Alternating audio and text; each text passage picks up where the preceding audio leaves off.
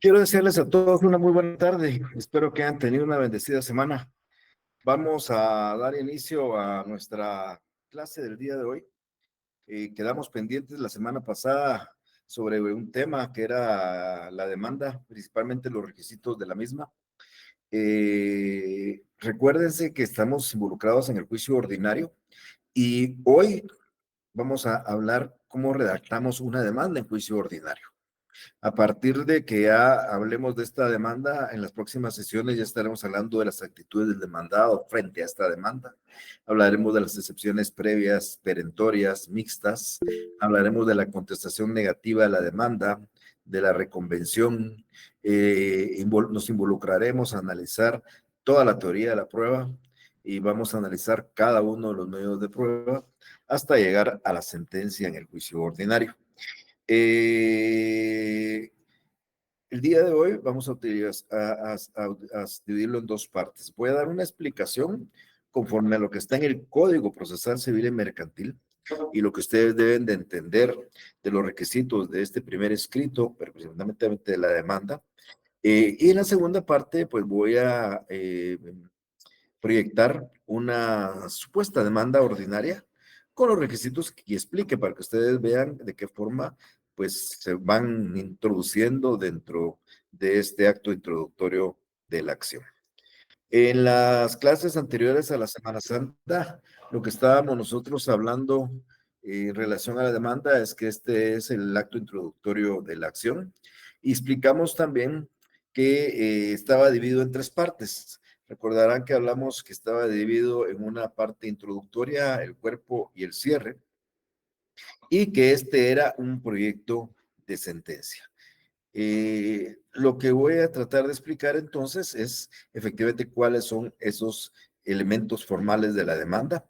Esta demanda civil es una demanda formalista, debe cumplir con todos los requisitos que establece la ley basado en el principio de legalidad. No tenemos que omitir ninguno porque se corre el riesgo de que el mismo todo sea atacado a través de una excepción de demanda efectuosa. Eh, Hemos explicado también que el fundamento normalmente de la demanda son el artículo 61, el 63, el 106 y el 79, pero por supuesto está integrado por una serie de más artículos del Código Procesal Civil que aquí vamos a ir explicando poco a poco. Entonces lo vamos a hacer por partes. Primero voy a hablar de la parte introductoria del escrito. Hay una parte de introducción. Quiero adelantarles que en la parte de introducción lo que normalmente vamos a encontrar son los datos de identificación del solicitante y del demandado.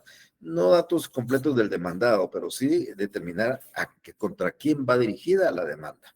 Y por supuesto, también va en esa parte introductoria el juez u órgano jurisdiccional que es el que deba conocer basado en las reglas de competencia. Entonces, en la introducción del escrito de demanda, vamos a aplicar los primeros artículos de ese artículo 61.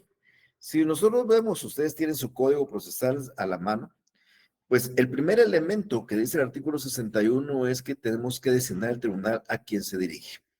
El sentido común nos dice, mis estimadas amigas y amigos, que nosotros no podríamos dirigir una solicitud si no indicamos a quién se la dirigimos. Cualquier solicitud judicial o administrativa. Entonces, el primer elemento fundamental de la demanda es dirigirnos a quien nosotros queremos que conozca la demanda y decide la demanda, no porque nos agrade, sino porque por ley le corresponde hacerlo. O sea, basado en las reglas de competencia, es el órgano que le corresponde conocer. Yo hago una especie de símil, lo decía en la clase anterior, pareciera que lo hago y no tiene ninguna relación con el ámbito procesal, pero cuando ustedes realmente encuentran a alguien a quien le quieren pedir algo, pues ustedes se dirigen con su nombre y apellido y lo llaman muy respetuoso don Jorge Luis González. Y si él no los conoce, porque por supuesto no, la idea es que no, ustedes se van a presentar con él. Pues así funciona una demanda. Ustedes primero se dirigen ante un juez, que es el competente, no es cualquier juez.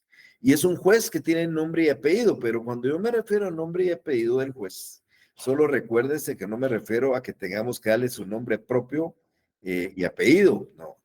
Tenemos que identificar al juez por la jerarquía, si es juez de paz o de primera instancia, por la materia, si es un juez de familia, si es un juez civil, en el caso particular de nuestro curso, y por el territorio, si es un juez de primera instancia, de qué departamento, y si es un juez de paz del ramo civil, de qué municipio. Entonces, nosotros tenemos que identificar. Error sería poner señor juez de primera instancia civil, porque en Guatemala hay jueces de primera instancia civil en todos los departamentos. Error sería poner juez de paz civil, porque juez de paz civil hay en todos los municipios.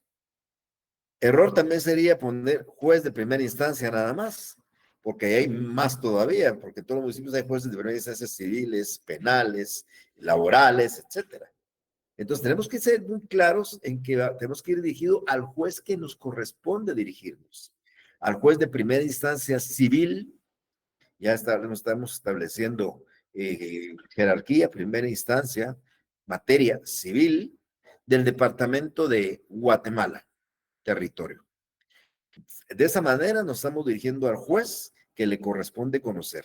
Y es una escogencia que no hacemos por voluntad propia, no es porque nos agrade cómo resuelve él, no es porque nos agrade el tribunal, no es porque está más cerca de donde nosotros ejercemos la profesión, no, es porque a él, de por conformidad con la ley, es al único que le corresponde conocer del caso que nosotros le estamos sometiendo a su conocimiento.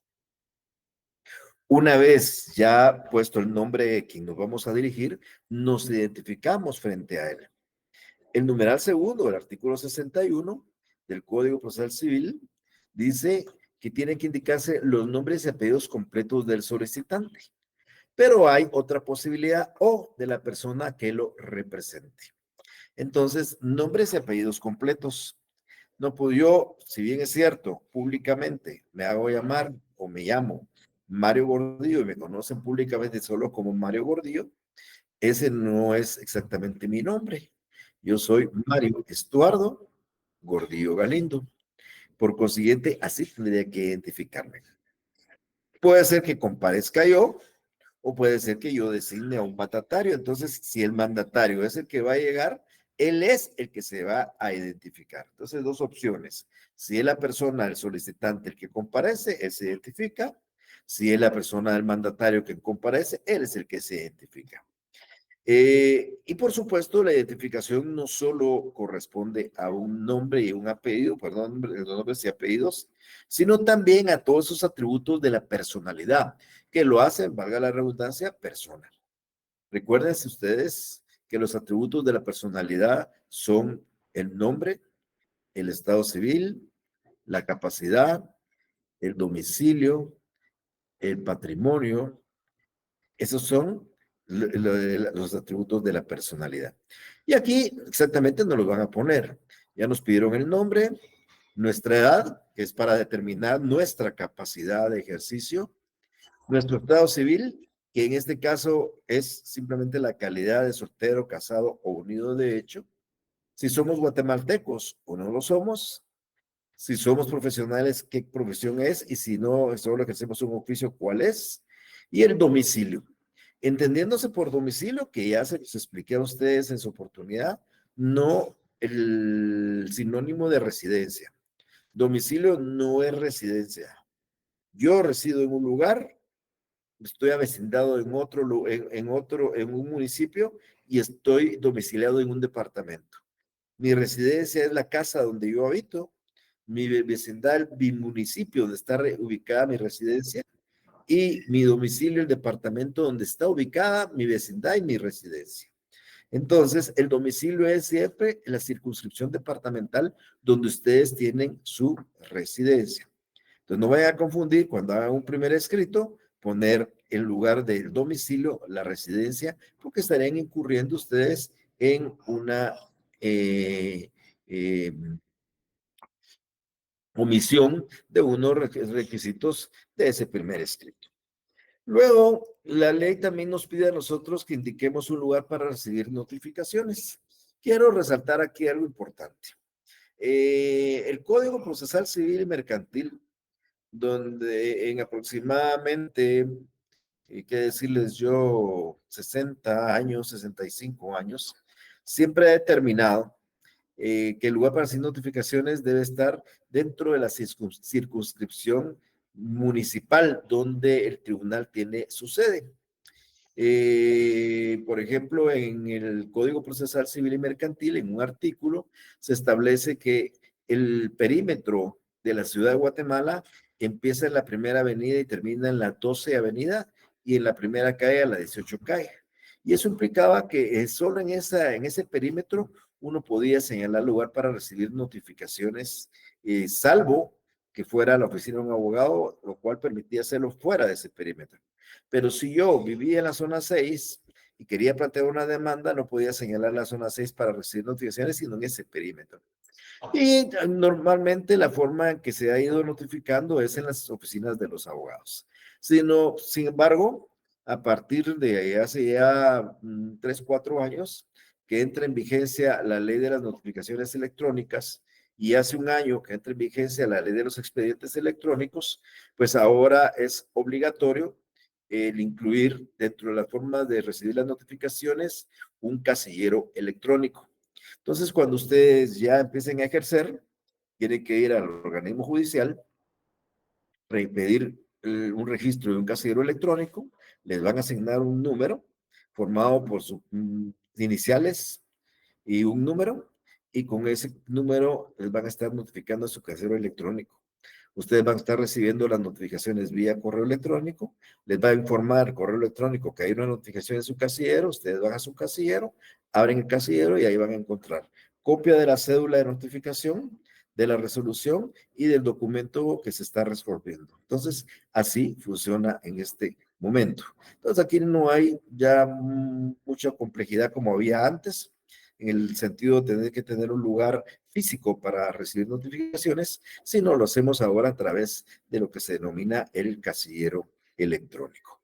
Acá se agrega algo más normalmente en los escritos, que no aparece en el artículo 61, pero sí aparece en unos artículos posteriores, y es que todo escrito debe estar auxiliado por un abogado. Y ustedes, el abogado que ustedes designen en su escrito de demanda, va a ser el abogado de todo el proceso, salvo que ustedes lo sustituyan o simplemente ya no vaya a continuar, ustedes tengan que sustituirlo, pero mientras tanto solo él podrá auxiliar, él o ellos, porque pueden ser varios abogados, puede auxiliar dentro del proceso. Me explico. Si ustedes me contratan a mí para ser yo el abogado director, voy a indicar aquí, señalo por las notificaciones de casillero electrónico y actúo bajo la dirección del abogado Marestordo Gordillo Galindo. Hasta ahí estamos bien. Sabe el juez que todos los escritos tienen que venir firmados por mí, y si uno de ellos no viniera firmado por mí, seguramente lo va a rechazar, salvo en casos de suma urgencia, que también lo se permite, que se hace en forma accidental. Pero normalmente, si ustedes le asignan esto a un abogado, él se va a encargar de todo el proceso, salvo, insisto, que ustedes lo sustituyan. Entonces, hay que indicar qué abogado es el que los va a auxiliar dentro de su escrito de demanda. Luego vamos a indicar el nombre y residencia de la persona a quien reclamamos un derecho. Eh,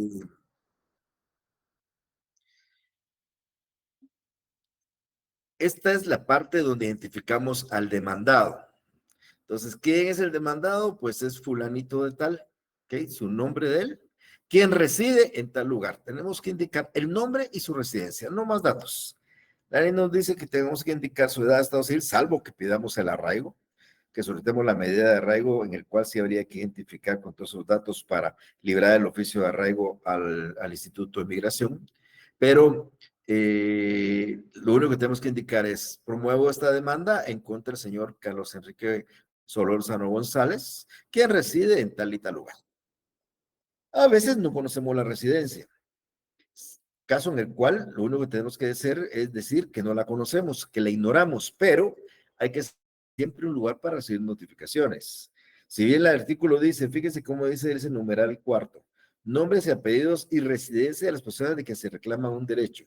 Si se ignora la residencia, se hará constar. O sea, ahí pareciera que si se ignora uno lo hace constar y ya no señala, si uno no señala dónde notificarle, nunca van a poder emplazar a los demandados. Entonces, lo que pasa acá es que yo puedo saber dónde trabaja la persona, dónde vive la mamá, dónde viven los hermanos, dónde vive la esposa, dónde vive, dónde tiene su oficina, dónde tiene su empresa, pero no sé dónde reside. Entonces, yo tendría que poner de que ignoro su residencia, pero puede ser notificado en lugar de su trabajo ubicado en tal lugar, o ignoro su residencia y puede ser notificada en la residencia de su señora madre ubicada en tal y tal lugar. Así es como funciona. La primera parte, que es la parte introductoria del memorial de demanda. La segunda parte del memorial es el cuerpo de el cuerpo de la misma. Acá lo que voy a explicar en unos momentos es que acá, recuérdense ustedes cuando yo hablé del silogismo en el ámbito judicial, yo les decía que hay una premisa mayor que es el derecho y una premisa menor que son los hechos. Los hechos tienen que encuadrar con el derecho. Si yo estoy reclamando X cosa, pero la ley no regula esa situación, entonces realmente no estoy basado en una norma legal y tengo que encuadrarla. Por eso en alguna oportunidad yo les decía a ustedes, si la ley dice que el matrimonio se disuelve con el divorcio y una causal de divorcio son los malos tratos, y Juan y María están casados y se quieren divorciar por malos tratos, encuadra. Uno, el derecho nos da la pauta de que el matrimonio se disuelve con el divorcio y que una causal de divorcio son los malos tratos. El silogismo menor son los hechos. Juan y María están casados, Juan le da malos tratos a María y María se quiere divorciar por la causal de malos tratos. Entonces, cuadra en los hechos con el derecho. Entonces, en esta parte del cuerpo nosotros tenemos que hablar de hechos que encuadren con el derecho y, por supuesto, que al final nos permitan hacer la pretensión o reclamar la pretensión. Entonces, aquí vamos a hablar de los hechos, del derecho y, por supuesto, también de la forma en que nosotros vamos a anunciar nuestra prueba que vamos a pedir en su oportunidad ya en la fase procesal. Entonces, ¿qué contiene esta parte de la demanda? En primer lugar, una relación de hechos a que se refiere la petición fijadas con claridad y precisión. Acá lo que ustedes tienen que hacer es relatar los hechos que encuadren con el derecho. Al ejemplo que acabo de decir, ¿qué tendría yo que hacer? Señor juez, los hechos, pensando que María se quiere divorciar, estoy pensando en voz alta. Diría, contraje matrimonio con Juan tal fecha. Dentro del matrimonio no procreamos hijos ni adquirimos bienes. El día tal, el Señor, con lujo de fuerza, me ocasionó, me dio malos tratos, arrastrándome por la calle de las calles de la zona 5 sin ningún objetivo. En tal virtud, vengo a pedir el divorcio por la causal de malos tratos en contra. Estoy hablando de unos hechos muy reducidos. Por supuesto, los podemos ampliar más, pero estoy hablando que estoy explicando para que vean cómo cuadra esos hechos con lo que al final dice la ley. Entonces, enseñarles cómo se redacta los hechos es un tema un poco complejo, porque eso depende de cada quien, cómo se puede redactar y cómo pueda darse a explicar. Pero lo importante es que le expliquemos al juez los hechos por los cuales nosotros creemos que tenemos el derecho y queremos que se declare la pretensión. María le relata al juez los hechos, que se casaron, que no hubo hijos, que no hubo patrimonio, porque eso hay que discutirlo, de que Juan le ocasiona malos tratos y por eso quiere el divorcio. ¿Y qué pretende al final? El divorcio. ¿Cuáles van a ser las normas del fundamento derecho? Esos son los artículos que regulan exactamente que el divorcio, el matrimonio se disuelve con el divorcio y que una causal de divorcio es los malos tratos y con eso pues encuadramos ambas cosas. Entonces, los hechos tienen que ser fijados con claridad y precisión. Si yo pongo, vengo a promover una demanda de divorcio y en los mismos hechos digo, por ende, solicito que se declare la separación, yo ya no estoy hablando con claridad y precisión, estoy hablando en una forma contradictoria. O es el divorcio o es la separación, que son dos cosas distintas. Y lo que pasa muy normalmente es que Nosotros en los hechos estamos hablando y se nos incluyen peor ahora con el sistema de la informática, donde muchos colegas lo que hacen es copiar un proyecto anterior, dejan nombres del proyecto anterior y los dejan los hechos. Entonces ya no hay claridad y eso permite que el juez rechace la demanda. Luego de eso, pues ahí tenemos que encuadrar el fundamento de derecho. Ese fundamento de derecho está integrado por normas de carácter sustantivo, las que encuadran con los hechos, y normas de carácter procesal que encuadran con el procedimiento que estamos nosotros llevando. Si aquí el ejemplo que yo di era de un divorcio por causal de malos tratos, los artículos que se refieren a eso son parte del fundamento de derecho. Y como ahora se tramita en juicio oral esto, pues los artículos del juicio oral son los que son fundamento de derecho adjetivo derecho procesal que se incluye en este fundamento de derecho. Posteriormente a esto viene un anuncio de la prueba. El anuncio de la prueba, recuérdense ustedes, esto lo vamos a ver ya despuesito de exámenes, creo yo, o de repente todavía antes del examen, vamos a abordar la teoría de la prueba. Y en esa oportunidad yo les voy a explicar a ustedes cuál es el procedimiento probatorio. Ya hemos hablado varias veces de esto y ya en alguna oportunidad ya lo expliqué. De hecho, ya fue motivo de alguna pregunta en el examen. Para que una prueba se convierta en prueba, tiene que ofrecerse. ¿Y dónde se hace? En la demanda y en la contestación. Y aquí en la demanda, en este apartado del cuerpo de la demanda. Aquí se hace un anuncio de la prueba. La prueba que ustedes aquí anuncien es la prueba que ustedes pueden proponer ya en la fase de los 30 días de prueba.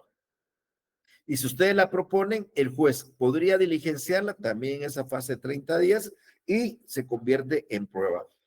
Entonces, para que la prueba se convierta en prueba, tiene que ofrecerse en la demanda o en la contestación por el actor o por el demandado.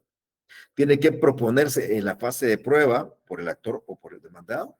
Debe diligenciarse por el juez y si cumple esas tres etapas, esa prueba forma parte de la prueba ya en el proceso para ser valorada al momento de dictarse la sentencia. Eso lo van a entender ustedes cuando hablemos un poco más de la teoría de la prueba, pero aquí estamos cumpliendo con la primera etapa del procedimiento probatorio, anunciando la prueba en nuestra demanda. Si ustedes no la anuncian, ustedes se les olvida este apartado y no ponen prueba, sucede que cuando entren a la fase de prueba y le digan al juez, quiero proponer este número de prueba, le decir, juez, ¿cuál es? Si usted no ofreció ninguno. Entonces, tenemos que ofrecerlo en la demanda si son los actores o en la contestación si son los demandados. Y por último, en esta parte del cuerpo vienen las peticiones. Las peticiones, vamos a dividirlas en dos. Hay peticiones de trámite y peticiones de fondo. Ya cuando vean el memorial lo van a entender un poquito mejor. Las peticiones de trámite son peticiones que se realizan para que le den trámite al proceso. Peticiones que ustedes quieren que el juez resuelva ya inmediatamente o que le dan dar movimiento al juicio. Y las peticiones de fondo es lo que ustedes al final quieren que el juez declare en la sentencia, condenando a alguien, haciendo una declaración o haciendo una situación completamente similar, pero es el fondo ya del asunto. Eso es la parte del cuerpo. Y el cierre, pues el cierre también cumple con ciertos requisitos. Aquí les voy a explicar que la ley exige que se haga una cita de leyes, que pongamos el lugar y la fecha, que indiquemos el número de copias, que vaya firmada por el abogado director y por el solicitante. Y esto no lo dice el Código Procesal Civil, sino la ley del timbre forense. Cada memorial, cada hoja de memorial tiene que llevar un timbre forense de un quetzal como un requisito de ese escrito de demanda. Pero bien, entonces vamos a encontrar una cita de leyes que es un complemento de las normas sustantivas y procesales que tienen relación con el hecho y con el procedimiento seguido. Aquí van a encontrar una serie de artículos, por ejemplo, se le explicaba a alguna compañera de otra sección, porque hacemos una cita de un montón de artículos. Entonces me decía, mire, y si obviamos uno, yo les decía, yo no estoy muy de acuerdo con este apartado, pero la ley lo exige, pero yo podría poner cita de leyes, artículo 1 al 624 del Código Civil. Todos. Y que entonces el juez me podría decir, bueno, es que usted no cité los artículos, todo el Código Procesal Civil. pero por supuesto no me atrevo. Entonces, ¿qué hago? Yo busco, por ejemplo, ofrecí la declaración de parte, hago cita de los dos artículos que hablan de la declaración de parte en el código. Ofrecí declaración de testigos, lo que cita la declaración de testigos. Estoy pidiendo condena en costas, donde está regulado la condena en costas. Señalé luego ofrecí notificaciones, el artículo que indica eso. Acompañé tantas copias, el artículo que dice cuántas copias acompaño. Y esa es la serie de artículos que uno coloca ahí, que les digo yo que a mi criterio no tiene ninguna relevancia y si faltara una norma, un artículo, no va a ser objeto para que les rechacen a ustedes un memorial. Y luego viene el lugar y la fecha. En este caso sería Guatemala 2 de abril del año 2024. Luego hay que indicar el número de copias que se acompañan. Aquí también hago un paréntesis para tratar de explicarlo. Nosotros estamos obligados a acompañar tantas copias como partes contrarias hayan que notificar. Si usted, amigo o amiga que me está escuchando, hace una demanda, esa demanda es dirigida en contra de 5 demandados, pues al tenor literal de este artículo debe acompañar 5 copias. Sin embargo, hay un artículo más adelante que obliga a juntar una copia extra. Esa copia extra se utiliza para reponer las actuaciones en caso de pérdida y esa hoja extra la archiva el tribunal. Entonces, siempre que ustedes vayan a acompañar a hacer una demanda, tiene que acompañar tantas copias como partes contrarias vayan a ratificar, más una extra para el tribunal. Entonces, ejemplifico. Si yo tengo 2 demandados, acompaño 3 copias. Si tengo 5 demandados, acompaño 6 copias. Si tengo 10 demandados, acompaño 11 copias. Si tengo 50 demandados, acompaño 51 copias. Así es que tengo que acompañar tantas como partes contrarias más la del tribunal. Si alguien se pregunta, bueno, ¿y la copia de uno, la copia del que está demandando? Pues esa no la tengo que acompañar. Esa la llevo yo y me la sellan de recibido, yo tengo mi copia, pero yo no la tengo que, no la voy a acompañar para que después me la devuelvan si yo la tengo. Entonces, yo estoy obligado a dar copias para las partes contrarias y una copia extra para el tribunal. Y el memorial finaliza con la firma del mismo por parte del solicitante y con el auxilio del abogado. A veces la parte solicitante no puede o no quiere firmar y entonces lo puede hacer el abogado. El abogado que ustedes propongan como su abogado director va a firmar todos los memoriales, ya sea auxiliando al que está pidiéndolo con la firma de él o sin la firma de él. En el caso que no esté la firma de él, será a ruego. Entonces será a ruego del compareciente, quien no quiere firmar o no puede firmar, y firma el abogado puede firmar. Y hay un sentido común con esto, porque si ustedes tuvieran que evacuar una audiencia en un lapso de 24 horas o de 48 horas y los memoriales tuvieran que firmarlos directamente las partes, entonces imagínense, no sería muy posible decirle, mire, véngase donde esté, tiene que firmarme algo aquí. No, ustedes firman todo. Él ni se entera. Cuando usted se entere, ustedes ya hicieron el memorial, lo firmaron a ruego, lo presentaron con plena validez y hasta van a resolver en algún momento y ustedes le dirán que al final de cuentas ustedes ya lo presentaron y eso es una atribución del abogado director. Otras cuestiones, esto es en relación al escrito inicial, otra de las cuestiones importantes aquí que debo de concluir, y con esto voy a concluir esta presentación, es que la demanda que ustedes hacen se puede ampliar. Y el único requisito es que la misma no haya sido contestada. Entonces, si en alguna pregunta del examen le digo, ¿puede ampliar usted la demanda o hasta qué momento se puede ampliar la demanda? Se puede ampliar siempre y cuando la misma aún no haya sido contestada. Si la demanda ya fue contestada, entonces no se puede ampliar. ¿Existe el derecho del actor a ampliar su demanda? Sí. ¿Por qué? Pues porque omitió algo, porque hay algo que no es exactamente lo que él quería decir. Entonces puede ampliarla o modificarla siempre y cuando no haya sido contestada. Si ya se contestó, entonces precluye el derecho del actor a ampliar esa demanda. Muy bien. Ahora, voy a pasar a la segunda parte. Voy a hacer la presentación de un escrito, es una demanda ordinaria quiero decirles que es una demanda ordinaria ficticia. Es decir, no es un caso real, es un caso ficticio inventado, pero para fines educativos nada más lo hice de esa manera para que ustedes efectivamente, eh, déjenme ver nada más si lo encuentro. Sí, para que ustedes puedan ir entendiendo lo que aquí voy a tratar de explicar. Déjenme ver.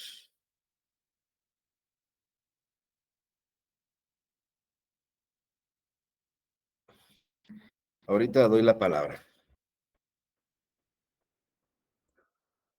Deme un segundito.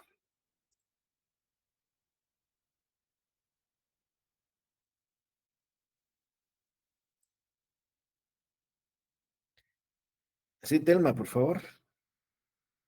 Buenas tardes, Lico. Solo tenía un par de consultitas que hacer. Sí, dígame.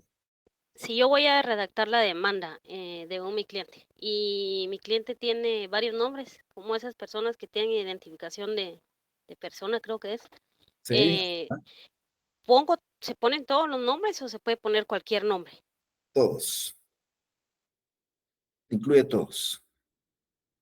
Usted tiene que Eh, poner Mario Alberto González Marroquín, y también conocido como Mario González Marroquín, como Mario Marroquín, como Mario M. Marroquín, y se identifica con los datos. Los nombres los pone todos. ok. Y otra, perdón, si Sí, comparece un mandatario, sí. ¿cuál sería la forma correcta en que él deba de demostrar su personería? ¿Con una copia simple de su mandato o el original del mandato o con una copia autenticada de su mandato? Mire, pues, tiene que ser con un mandato otorgado en escritura pública registrado en el archivo de poderes. Ese es el requisito. La ley exige que se presente copias. Entonces puede ser con una copia, puede ser con una fotocopia, con una fotocopia debidamente legalizada, o puede ser con el propio mandato. Normalmente, para curarnos en salud, porque hay jueces con algunos criterios, presentamos el mandato y pedimos que lo dejen certificado en autos y no lo devuelvan. Ese es el camino que utilizamos mejor para que en algún momento el juez no diga por no acompañarse el mandato, sino solo copia, no lo vayan a rechazar y uno pues corre ese riesgo. Entonces, lo que hacemos es presentar el mandato y dentro del memorial donde se persona el mandatario, pedir que se deje certificado en autos el mandato y se devuelva. Gracias, Lico. Una última, nada más solo Sí, como duda. En el sí. artículo 63 que usted dijo que hay que presentar una copia extra, esta es la que se llama duplicado, ¿verdad? No, no, no, no se llama duplicado. No, no se llama duplicado. Es una copia, es una copia. Por Pero eso esa va firmada también. eh, la ley no habla exactamente de si van o no firmadas y le cuento, Telma, es que yo firmo todas. Yo firmo originales y firmo copias. Nunca he tenido, no tendría por qué tener yo ningún inconveniente en cuanto a eso. Algunos colegas sacan solo la firma del original y todos los demás van en fotocopia.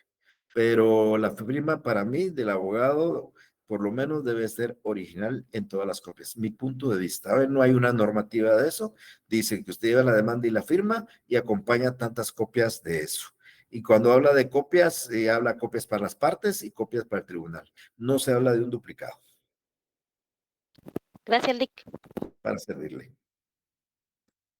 Ok, ya tienen ustedes la presentación de una supuesta demanda ordinaria. Esta, como le digo yo, es un caso ficticio, no tiene mayor relevancia el que hablemos sobre el caso particular, porque es un caso ficticio, pero sí sobre los requisitos. Esta demanda, aquí le hemos colocado al principio, identificado qué clase de demanda es de una demanda ordinaria declaratoria de obligación de pago de venta de vehículo. Eso se pone solo para que el tribunal identifique si es un juicio ordinario, un juicio sumario, un juicio oral, y le ponga un número, porque ahí es donde le colocan el número que le corresponde. Y luego ponemos el nombre del tribunal, al juez el tribunal o juez que nos estamos dirigiendo. En este caso, creemos que el juez competente es el juez del Departamento de Guatemala de primera instancia, ramo civil. Cumplimos aquí con nombres y apellidos, por supuesto, dijimos que es de primera instancia, puede haber sido de paz, pero es de primera instancia, jerárquicamente. Luego pusimos que es de ramo civil, podría ser de ramo familia, pero de ramo civil, materia. Y luego del departamento de Guatemala, territorio, puede ser el departamento de Sololá, de Chimaltenango, de Quesaltenango. Entonces, estamos cumpliendo con los tres elementos fundamentales.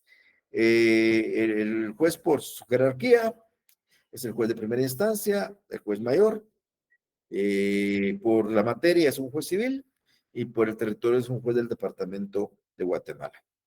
Tengan muy presente, es el sentido común, pero ahorita se me viene a la mente decírselos, aunque yo sé que ustedes no lo harían de esa manera, pero no podemos poner señor juez de primera instancia del ramo civil, o perdón, señor juez de paz de civil del departamento, porque los jueces de paz no tienen circunscripción en su departamento. Ahora, a la inversa sí se podría poner jueces de primera instancia en municipios. De hecho, hay en los municipios importantes que ustedes ya escucharon en aquella oportunidad con lo de la cuantía, en municipios como por ejemplo en Coatepeque, hay municipios de Misco, Villanueva, Amatitlán. Acá hay jueces de primera instancia que abarcan el municipio, que esos municipios se convirtieron en municipios muy grandes, por consiguiente hay jueces de primera instancia con competencia en ese municipio, pero es por su importancia y por su amplitud. Luego comparece la persona, aquí el actor es Jorge Alberto Mozón García, su nombre completo, Jorge Alberto Mozón García. Como me preguntaba Telma, si hubiera sido Jorge Alberto con otros nombres, pondría yo Jorge Alberto Mozón García, también conocido como Jorge Mozón, o Jorge Alberto Mozón, o Jorge A. Monzón. Así lo pondría yo. Tiene su edad, queremos determinar capacidad, tenemos que poner la edad. Estado civil, él es casado. Su profesión es abogado y notario. Su nacionalidad es guatemalteca. Y su domicilio, él reside, su residencia la tiene en el departamento de Guatemala y por eso es del domicilio de este domicilio, porque el juez es del departamento de Guatemala y él también su domicilio en el departamento de Guatemala. Pudo haberse puesto acá y con domicilio en el departamento de Guatemala. Vamos a suponer, antes de pasar esto, que Jorge Alberto Monzón García no es el actor, sino es el mandatario del actor. Entonces, la redacción es la misma, Jorge Alberto Monzón García, de 56 años de edad, casado, abogado y notario guatemalteco de este domicilio, pero aquí después de eso me pondría, actúo en mi calidad de mandatario judicial del señor fulano de tal. Calidad que acredito con el testimonio de la escritura pública que contiene mandato registrado, inscrito en el registro, y ahí hace uno la descripción de qué es el documento que acredita su representación. Entonces, sería la identificación en el primer caso del actor y en el segundo caso la identificación del mandatario. Luego, aquí, para efectos propios, eso es mi estilo de redactar. Yo esto lo divido por ciertos párrafos o capítulos, párrafos, espacios, para poder ser más claro y concreto. Entonces, primero, la primera parte le pongo quién es mi abogado director y procurador y lo voy a aparecer notificaciones. Entonces, pongo aquí, como este señor es abogado, actúo bajo mi propia dirección y procuración, la que se ejercerá en forma conjunta, separada y distinta con el abogado Carlos Alberto Mejía Donis. Acá van a ser dos abogados, quiere decir que cualquiera de los dos puede estar auxiliando en cualquier momento. No, la ley no impide que sean dos, tres, cuatro, cinco abogados los que auxilien a una sola parte. Pueden hacerlo en forma conjunta, firmando todos el memorial, firmando algunos de ellos o firmando solo uno de ellos. Todo depende del alcance económico que tenga quien está contratándolos, por supuesto, pero se puede ejercer la dirección de un solo abogado o de varios en forma conjunta, separada o indistinta. Y en este mismo ejemplo, pues señalamos para hacer notificaciones, primero una oficina física y luego el casillero electrónico. En la realidad, yo les decía a ustedes, el Código Procesal Civil hablaba de un lugar físico dentro del perímetro de la población. Luego vino la ley que regula las notificaciones electrónicas y nos daba la opción voluntaria de utilizar un casillero electrónico, que es más fácil para uno, pues ya no tiene que ir a los tribunales, o perdón, no tiene que ir los notificados al tribunal notificar si no le llega a usted a su correo electrónico. Y tres, ¿qué es la otra cosa les iba a decir yo? Pero bueno, y ese es el camino para señalar en este caso el lugar. Pero con posterioridad, eso es lo que les iba a decir, entra en vigencia la ley de tramitación de expedientes electrónicos, donde ahí sí ya en un artículo se obliga a así señalar casillero electrónico. Entonces, amigas y amigos, ustedes más que una oficina física, señalen un casillero electrónico como lugar para recibir notificaciones. Ese es lo que establecen hoy algunas leyes que están regulando las notificaciones y tramitación de expedientes en forma electrónica. Luego hago otro apartado y donde ya señalo el nombre de la persona a demandar. Lo pongo así. Respetuosamente comparezco en la vía ordinaria a plantear la obligación de pago por venta de vehículo en contra de los señores Marco Vinicio Pérez Galicia y María Elisa Monzón. Ya identifiqué a los dos, son dos demandados. El artículo 61 me dice identificación de la persona de quien se reclama un derecho. Aquí son dos. Ya mencioné el nombre de ellos. Quien puede, y aquí le pongo yo no conozco el lugar de residencia de ellos, entonces tengo que poner que la ignoro. Esto hay que ponerlo. O sea, ustedes tienen dos opciones en la demanda. Indicar su residencia, o sea, yo podría poder pues puesto aquí en contra de los señores quienes residen en tal lugar. Esa es una opción. Quienes residen en tal lugar, donde pueden ser notificados. O esta es otra opción de quien ignoro el lugar de su residencia, pero pueden ser notificados y doy una dirección donde pueden ser notificados. Entonces, si yo no ignoro la residencia, hago constar que esa es su residencia. Tengo que decir quien reside en tal lugar, cuya residencia es tal lugar, o hacer constar que le ignoro. Pero la palabra residencia no puede obviarse ahí.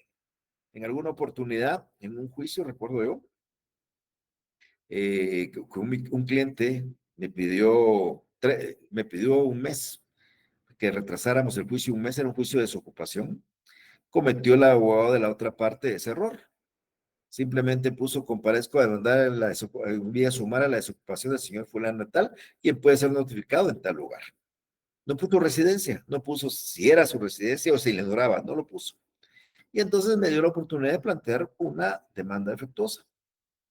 No les voy a explicar tanto al final de cuentas. Yo recuerdo que cuando a ellos le dieron audiencia, me explicaran, decía él en su escrito que él había indicado la residencia, que ahí estaba, que podía ser notificado en tal lugar. Pues ahí no decía que era residencia. Si ustedes dicen que yo puedo, si ustedes me preguntan o ustedes me quieren demandar a mí, seguramente no saben dónde es mi residencia, pero me pueden notificar a la universidad. Pero ustedes ponen a Mario Gordillo, que puede ser notificado en la universidad tal y tal, no ponen si es mi residencia o le ignoran, no puede suponerse que esa es la residencia. Tiene que ponerse la residencia. Bueno, para no cansarles que esa omisión de ese colega duró 5 años discutiéndose. 5 años para discutirse el tema de la residencia o no residencia. Pero bien, que no, mi cliente quería un mes de retraso y el juicio duró 5 años de retraso solo para llegar a resolver ese tema. Pero bien, y entonces acá no la residencia y se indica. Con esto nosotros terminamos la parte introductoria del memorial. Luego viene ya la parte del cuerpo del memorial. Y aquí viene en primer lugar los hechos. Los hechos de ser claros y precisos. Miren, aquí si se dan cuenta, como digo, esto está inventado, pero es una cosa muy sencilla. Aquí esto viene en el año 2018, pero vamos a ponerlo así. Antecedentes. Con fecha 16 de marzo de 2018, con los ahora demandados fulano y sutano, celebramos contrato de compraventa de un vehículo en mi propiedad tipo camioneta marca Honda, placas tales, modelo 2017. En virtud de que dicho contrato de compraventa pactamos con los demandados un precio de, en virtud de dicho contrato de compraventa pactamos con los demandados un precio de 150,000 quetzales, lo que se pagaría en dos cuotas. Una que fue realizada mediante depósito de cuenta bancaria por la suma de 30,000 quetzales el mismo día de la compraventa, es decir, el 16 de marzo de este año, y un segundo pago por la suma de 120,000 quetzales que se realizaría en mi oficina profesional ubicada en la Cuarta Avenida 1570 de la zona 4 de esta ciudad, a más tardar el 19 de marzo de 2018. Ok. En virtud de esta compraventa, trasladé la posesión del vehículo y el título de propiedad a los ahora demandados. Pese a varios requerimientos, los ahora demandados, marco inicio, tal, se han negado a cumplir con el segundo pago, por lo que por esta vía promuevo la presente acción a efecto de que en sentencia se le condene el pago de la suma de 120,000 quetzales, que es el saldo pendiente pago convenido o conveniente, convenido sería aquí, del contrato de compraventa relacionado en el párrafo primero de esta exposición, más los intereses que se generen hasta el efectivo cumplimiento de dicho pago. Entonces, aquí es una cuestión muy concreta, simplemente hablamos de un contrato de compra-venta que se realizó, y se pactó el precio, se establecieron dos pagos, se pagó uno, no se pagó el otro, y por eso queremos la condena en ese resto. Tan sencillo, claro y preciso. No hicimos una gran alarde, que imagínense que hubiéramos puesto, señor juez, le cuento que publiqué en la prensa libre la venta de mi carro, la publiqué 3 veces, salió en la prensa libre, llegaron muchos compradores, a nadie se lo quise vender. No, eso no. Los casos concretos y precisos. Acá le agregamos algo que es importante para efecto explicativo. Cuando yo hablaba de las medidas de seguridad, perdón, de garantía, eh, el arraigo, el embargo, la intervención, el secuestro, todas las que ustedes ya conocen, recordarán que yo les dije a ustedes que esas se pueden presentar antes de la demanda o con la demanda. Bueno, aquí estoy poniendo un ejemplo con la demanda. En la misma demanda estamos pidiendo medidas cautelares. ¿Cuál es la diferencia en hacerlo acá y no haberlo hecho antes? Antes hubiéramos tenido que pagar una garantía, constituir una garantía. Acá no. Entonces aquí estoy pidiendo ciertas medidas de garantía, pido el embargo sobre un vehículo, pido el embargo sobre cuentas de depósitos monetarios y de ahorro, pido el arraigo de uno de los demandados. Entonces, estoy pidiendo medidas cautelares con la demanda. Esas medidas las pude pedir antes, pero me hubiera correspondido hacerlo por separado y pagar un monto de garantía, que como la pretensión era 120,000, tuve que haber pagado, si hubiera sido antes, entre 12,000 y 24,000 quetzales de garantía. Aquí no tengo que pagar nada, salvo que la otra parte pida que garantice. El juez podría fijar una garantía, pero no tengo que pagar absolutamente nada. Luego viene el fundamento de derecho. Ya les dije a ustedes que el fundamento de derecho funciona con el silogismo. ¿Qué normas me facultan a mí para poder reclamar el pago de una compraventa? Pues aquí está. Primero, en el artículo 1790 del Código Civil, ahí establece que es el contrato de compraventa, donde un vendedor le transfiere la propiedad a otra, se compromete a entregarla y el comprador se obliga a pagar el dinero. Esa es la norma que yo estoy utilizando porque yo hice una compraventa donde yo me comprometí a entregar la cosa y alguien se comprometió a entregarme el dinero. Luego en 1791 que dice que la compraventa queda perfecta entre las partes desde el momento en que convienen la cosa y el precio, que ni la otra, ni la una ni la otra se ha entregado. O sea, la compraventa estaba perfecta porque ya habíamos convenido el precio, se entregó el bien, pero se incumplió con parte de la entrega del dinero. Entonces, esa norma aplica también. Luego el artículo 1825, que establece que la obligación principal del comprador es pagar el precio, el día, el lugar y forma estipulados en el contrato. Y entonces aquí, por supuesto, no estoy de acuerdo con ello y esto también aplica en este lado. Esas son normas sustantivas, normas recogidas en el Código Civil. Pero por aparte, vamos a hablar de las normas adjetivas o normas procesales.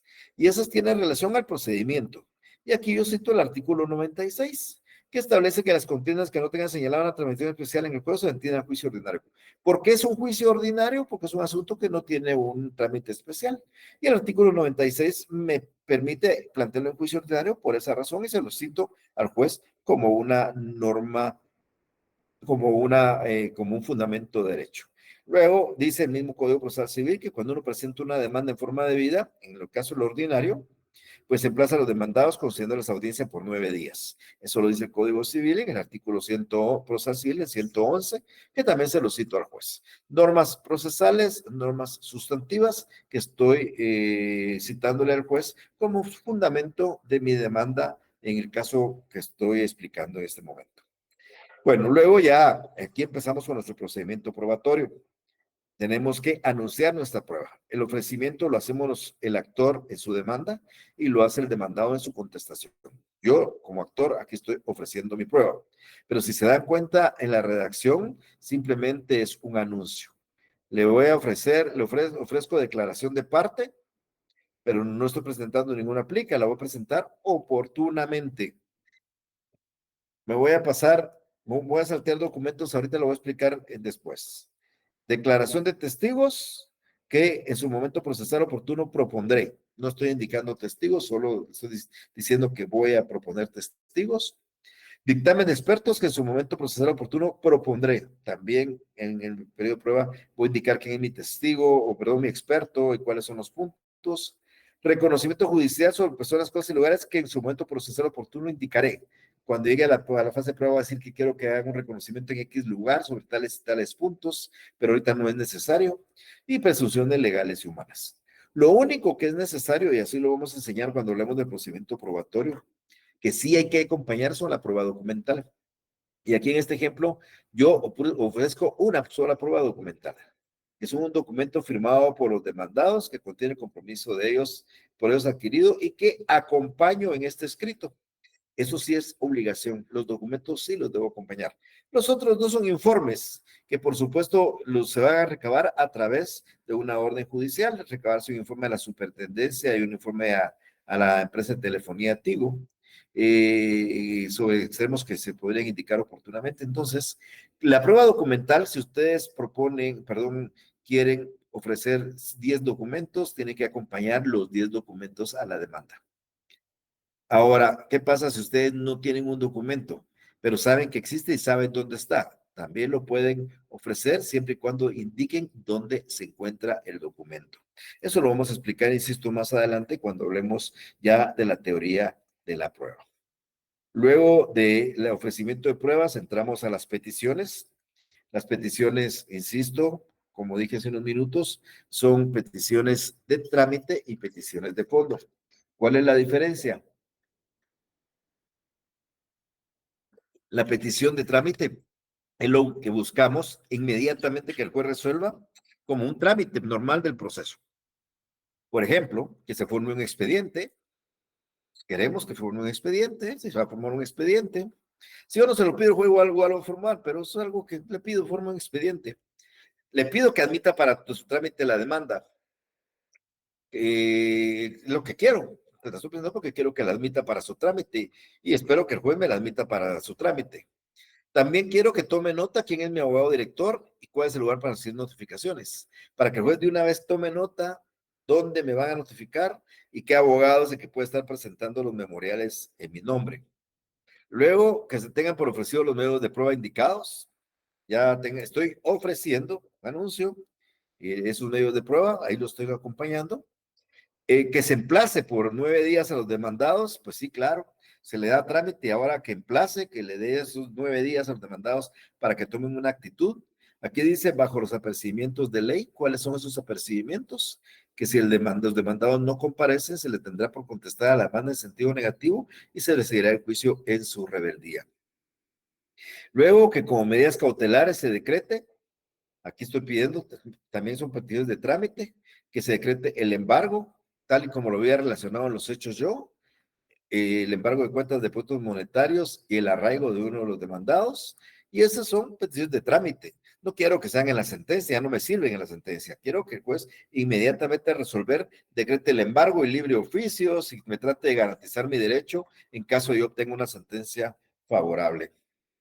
Y luego viene la petición de fondo, que es la petición de la pretensión en sí. ¿Para qué presenté esta demanda? Les decía yo a ustedes, según la relación de hechos. Presenté la demanda porque quiero que se condenen a los demandados a pagar 120,000 quetzales de la compra de un vehículo. Y esa es mi pretensión, que los condenen a pagar 120,000 quetzales. Entonces veamos qué dice. Que llegado el momento procesal oportuno, se dicte sentencia declarando con lugar la demanda ordinaria de declaratoria de obligación de pago por venta de vehículo promovida por Jorge Alberto Monzón García en contra de Marco Vinicio Pérez Galicia, María Elisa Guzmán, queremos que se aclare, con lugar y en consecuencia se condene a los señores Marco Vinicio Pérez Galicia y María Elisa Monzón Guzmán a pagar la suma de 120,000 quetzales que es el deber al señor Jorge Alberto Monzón García por la compraventa del vehículo tipo marca Honda o lineado dice placa circulación número tal, modelo 2007, pago que deberá realizar dentro del tercer día de encontrarse firme el fallo. Esa es mi pretensión principal, que me paguen esos 120,000 provenientes de la compraventa de la camioneta. Aquí hay otras pretensiones extras. Quiero que se condene el pago de intereses legales, porque ese dinero pues genera intereses legales. Y por supuesto, también quiero que se le condenen costas procesales a los señores, porque tampoco pues voy a pagar el abogado de ellos, sino que lo paguen ellos. Entonces, estas son peticiones que el juez va a decidir en sentencia. Si el juez acoge mi pretensión, el juez acoge mi demanda, el juez dicta una sentencia favorable para mí, va a hacer estas condenas. Va a condenar a pagar 120,000 quetzales dentro del tercer día de estar firme el fallo, va a condenar a pagar intereses y va a condenar en costas procesales. Y luego viene el cierre del memorial. La cita de leyes, como yo les decía a ustedes, aquí hay una línea de artículos, eh, tienen alguna relación. Yo le digo, por ejemplo, ese artículo 128 se refiere a todos los medios de prueba. Aquí me faltó un número 1, pero aquí es 130 y 131 que se refiere a la declaración de parte. Este 177 y 178 se refiere a la prueba de documentos. Este 180 vamos a ver, 194 y 195 se refiere a la prueba de presunciones. Este del 523 al 527 se refiere a las costas procesales. Eh, este 142 a la declaración de testigos. Bueno, aquí hacemos un montón de artículos, de cositas que pedimos el embargo, que el arraigo, que testigos, que declaración de parte y todo eso. Ponemos los artículos que tienen relación. Esta parte pudiera omitirse artículos, podrían haber artículos de más que no va a tener ninguna influencia en la demanda. Por eso les decía yo a son de broma, nunca lo he hecho, pero yo creo que si así lo hago no tendría ningún problema en ponerme fundamento en los artículos citados y en todo lo del Código Procesal Civil del 1 al 624. Podría poner y creo que no habría ningún inconveniente. Y algunos artículos del Código Civil que tienen también relación con la compra-venta, que no es fundamentalmente lo que mencioné, pero que tienen relación. Luego, indico cuántas copias acompaño. ¿Por qué acompaño 3? Bueno, porque los demandados son 2, que son ellos 2. Y acompaño 3 porque la tercera es la copia para el tribunal, para reponer autos por cualquier asunto. Luego viene el lugar y la fecha.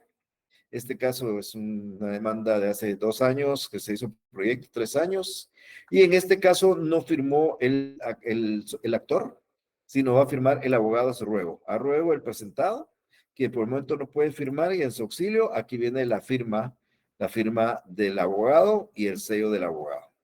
Todos los memoriales por hoja, un timbre forense de un quetzal, y con eso ustedes ya presentan su demanda al tribunal.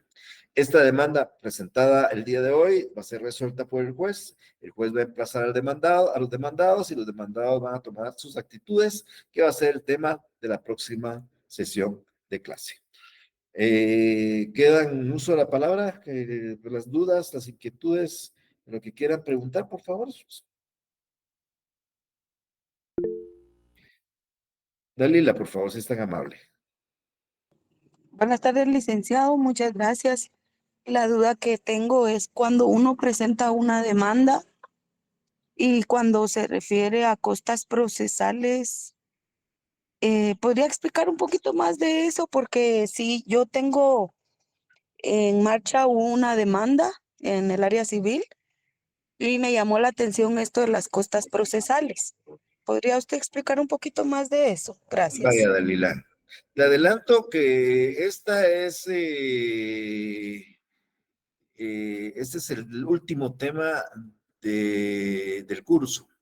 Vamos a estar trabajando hoy por octubre de este año. Es el último tema donde yo les enseño a ustedes cómo liquidar honorarios y liquidar costas. Las costas, Dalila, son los gastos del proceso. Las costas procesales son los gastos que usted incurre por llevar un proceso. El pago de un abogado, la dirección del juicio, la procuración del juicio, los gastos del papel, los honorarios que cobra el abogado por hacer una demanda, por hacer un escrito proponiendo prueba, el tiempo que va a llegar a una audiencia, las horas fuera, todo eso, gastos del proceso, son las costas procesales. Y normalmente condenado en un juicio tiene que pagar las costas procesales del ganador del juicio. O sea, si alguien, por ejemplo, si usted plantea una demanda, usted la gana, al demandado lo condenan a las costas para que él le reembolse las costas que usted gastó en el juicio, los gastos que usted tuvo del juicio. Y viceversa, usted planteó una demanda y usted la perdió, usted tiene que pagar los gastos y lo que ocasionó le ocasionó al demandado que en cierta forma no perdió el juicio. Entonces, a eso se refieren las costas procesales, Dalila. Son los gastos del proceso, los gastos que se ocasionan en virtud de las acciones judiciales que uno promueve y que estamos obligados. Quiero adelantarle y decirle de una vez que como hay un principio de congruencia, si usted en un juicio no pide que haya condena en costas, el juez cuando dicte la sentencia no va a condenar en costas. Entonces, por eso, si usted vio en el memorial, pedimos la condena en costas para que al juez, al dictar sentencia y no la declare con lugar, condene a que estos dos demandados paguen todos los gastos en que incurrimos nosotros para llevar la demanda. ¿No se queda claro? Eso se lo debo de solicitar o el cliente se lo solicita al abogado o el abogado automáticamente sabe que debe solicitar las costas procesales. Vamos, sin ir muy lejos. Usted es la abogada, la mía. ¿Usted qué piensa? Usted, Yo us- automáticamente la tengo que solicitar. es que sí, si usted le dice a su cliente, mire, fíjese que usted puede pedir condena en costas. No quiero eso. Bueno, pero eso no le va a pasar. Que usted le diga al cliente, mire, fíjese que usted va a pagar todas las costas del juicio, aunque gane, porque las quiere y que le digan no. Entonces, usted de por sí, pídalas siempre, dale. Siempre pídalas, siempre. Siempre pídalas, porque su cliente le va a pagar a usted, por supuesto, pero ¿quién le va a pagar a su cliente? Entonces, de repente el cliente puede recuperar lo que él gastó. Entonces, pídalas siempre. No es que sea una obligación pedirlas. Puede ser que se le olvide pedirlas y no haya condena en costas, pero la idea es que si a usted la obligaron a promover un proceso para obtener un derecho, lo menos que puede hacer es que le devuelvan lo que usted gastó por eso.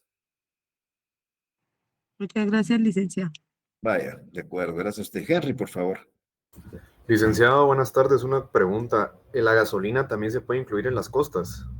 No, no. El código establece cuáles son los gastos que se pueden incluir. Eso lo vamos a estar viendo a finales del año. Gracias. Vaya. José, por favor. Sí, licenciado, en la parte donde pone de pruebas, donde propondré testigos, pondré varias cosas, y si uno, bueno, primero, si uno no lo pone, después lo puede proponer, y si pone ahí que lo propondrá, y después al final no lo hace, ¿hay algo, pasa algo? Buena pregunta. Me la hicieron en la otra sección también. Mire, pues, el procedimiento probatorio es, usted quiere que una prueba que usted quiere que el juez la considere como prueba, su obligación, José, es ofrecerla y proponerla en espera que el juez se la admita. Si usted la ofrece, la propone y el juez se la admite, usted tiene prueba. ¿Usted, José, no le interesa la prueba? Pues no la ofrece. No, usted no, pero pensemos que la ofreció, pero no le interesa, pues no la proponga. No hay ninguna sanción para eso. Lo que no va a poder hacer es proponer una prueba si no la ha ofrecido. El requisito necesario, obligatorio, fundamental para que una prueba se integre y se convierta en prueba en el proceso es la ofreció en la demanda, la propuso en el periodo de prueba y el juez la diligenció, ya es prueba. Pero si usted la ofreció y no la propuso, el juez no la va a diligenciar, no hay prueba. Usted la ofreció, usted la propuso y el juez no la aceptó, no hay prueba. Usted no la ofreció, pues no hay prueba. O sea, no hay la prueba que usted quisiera, pues me refiero, ¿verdad? Entonces, imagínense, pues, yo aquí hice ofrecimiento de varias pruebas. Imagínense que, hablando de este caso, yo ofrecí todos esos medios de prueba, pero en el periodo de 30 días a mí se me olvidó. Pasaron los 30 días y cuando me di cuenta, los 30 días ya habían pasado los 30 días y yo no las propuse. Pues me quedé sin una prueba. Me quedé solo con una etapa, un anuncio de la prueba y yo me quedo sin prueba. Mi demanda va a declararse sin lugar porque no tengo nada de prueba. Entonces, si usted quiere que su prueba se convierta en prueba, la anuncia en la demanda, la propone en el periodo de prueba y esperando que el juez diligencie la prueba. Si cumple con todo eso, eso ya se convierte en prueba.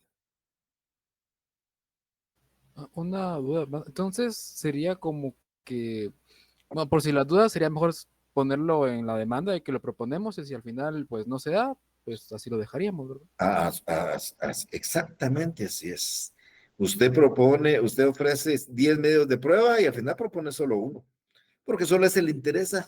Porque recuerde que con el principio de adquisición procesal, también uno está en una prueba que usted ofrece hoy, se puede dar cuenta que va a probar en su contra, mejor ya no la propone. Entonces, usted ofrece las pruebas que quiera ofrecer, aunque al final proponga la mitad. Eso ya es una decisión suya. Pero hacerlo a la inversa no va a poder, porque si usted, yo no ofrezco esta y después la quiere, no va a poder. Muchas gracias, licenciado. Va a ser. Ana, por favor. Licenciado, buenas tardes. Disculpe la pregunta. ¿Usted nos podría compartir esta demanda? Esa la voy a compartir, sí. Muy amable, gracias. Vaya. Freddy, por favor. Sí, licenciado, también es acerca de la prueba. Sí. En este primer escrito también se podría proponer una prueba anticipada, o esa No, donde se colocaría. no, Freddy, la prueba anticipada tiene su nombre, es antes de. La prueba anticipada es antes del proceso. O sea, Entonces, si no se incluye en ese primer escrito.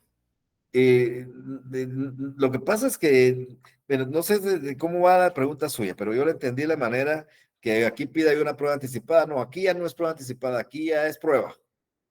La prueba anticipada es antes de, porque creo que esa prueba va a desaparecer, porque creo que esa prueba se me puede ir de las manos, por cualquier cosa yo la pido antes de. Pero estando acá, yo aquí simplemente pido prueba anticipada. Eso es lo que yo le entendí. Ahora, si yo puedo acompañar lo que hice en una prueba anticipada, aquí, eso es lo lógico. Si yo realicé hace 3 meses un reconocimiento judicial como prueba anticipada, en un expediente de prueba anticipada de reconocimiento judicial, yo le pido al juez que hizo esa prueba anticipada una certificación de toda la prueba anticipada.